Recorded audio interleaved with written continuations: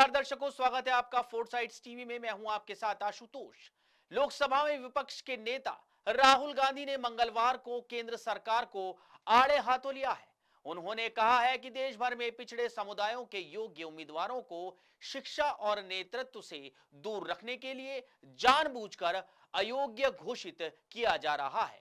उन्होंने आरोप लगाया कि नॉट फाउंड सुटेबल यानी उम्मीदवार अयोग्य अब नया मनुवाद है। Why is 90% history not in our books? Why is only 10% history in our books? Why is it not written, for example, in our history books that for 3,000 years Dalits have been treated like dirt, have not been respected, have not been given any space in society? Why is it not written in our books that for thousands of years the people who were called Shudras and Ati Shudras were not allowed to own property? Why is that not written in our books? Now I can understand if there is a community that is 5% of the country and they do not have access to corporate India, they do not have access to, अगर आपने कहा कि हाँ भैया India में ये छोटी सी community है, इसको एक्सेस नहीं मिलेगा, मैं समझ सकता हूँ, but 90% को एक्सेस नहीं है. What is going on? So this what you are seeing here is the tip of the iceberg. There's nothing. Shocking बात ये है कि मतलब इंटरेस्ट नहीं है लोगों को इसमें. नहीं सर, कास्ट सेंसस बहुत यूजफुल रहने वाला है। ये एक बिल्कुल रियल पॉपुलेशन साइज बताएगा कास्ट सेंसस। दूसरी बात, जब हमें रियल पॉपुलेशन साइज के बारे में पता लगेगा तो हम एक फेयर रिजर्वेशन पॉलिसी बना सकेंगे। हमें सोशियो इकोनॉमिक कंडीशन के बारे में पता लगेगा। सुनिए, इन पॉलिटिकल सिस्टम मनी कहाँ से आता है? Corporate India. वो आपका है? नहीं। आपको मिलेगा? नहीं। दूसरा है कॉन्ट्रैक्ट्स।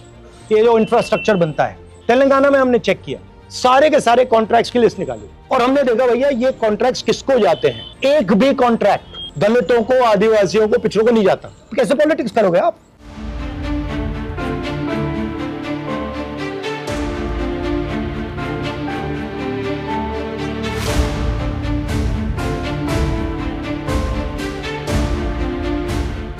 कांग्रेस नेता राहुल गांधी ने दिल्ली यूनिवर्सिटी के छात्रों से बातचीत का एक वीडियो शेयर किया है, जिसमें वो उनसे छात्रों के मसले पूछ रहे हैं।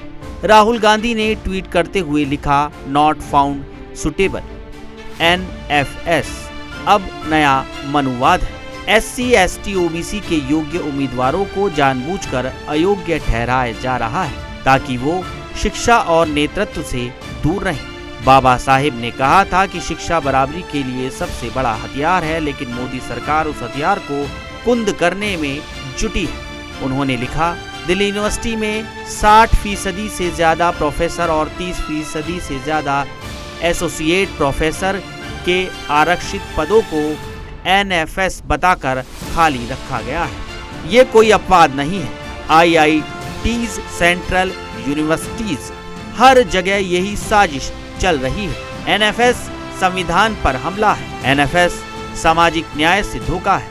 ये सिर्फ शिक्षा और नौकरी की ही नहीं, सम्मान और हिस्सेदारी की लड़ाई है। राहुल गांधी ने कहा, मैंने DUSU के छात्रों से बात की, अब हम सब मिलकर BJP RSS की हर आरक्षण विरोधी चाल को संविधान की ताकत से जवाब देंगे। कांग्रेस नेता अचानक 22 मई को दिल्ली विश्वविद्यालय के नॉर्थ कैंपस पहुंचे थे, जहां उन्होंने DUSU के छात्रों से बातचीत की थी। ये बातचीत DUSU के अध्यक्ष के कार्यालय में आयोजित की गई थी। इसका उद्देश्य अनुसूचित जाति, अनुसूचित जनजाति और अन्य पिछड़ा वर्ग के छात्रों के साथ बातचीत करना और प्रतिनिधित्व, समानता और शैक्षणिक न्याय के मुद्दों पर चर्चा करना था। राहुल गांधी के DU दौरे को लेकर आपत्ति जताई गई और इसे इंस्टीट्यूशनल प्रोटोकॉल का उल्लंघन बताया गया। एक बयान में दिल्ली यूनिवर्सिटी ने कहा कि वो राहुल गांधी के दौरे की निंदा करती है और उम्मीद करती है कि ऐसी घटना फिर से नहीं होगी। लगभग 1 घंटे तक गांधी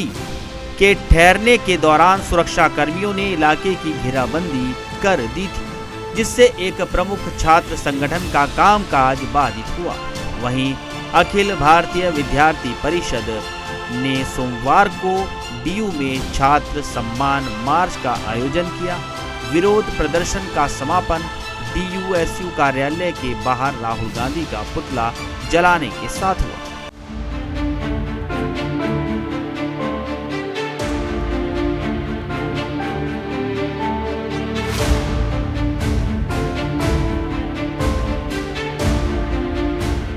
खबरों में में रहना है अपडेट तो देखते रहिए 4 साइड्स।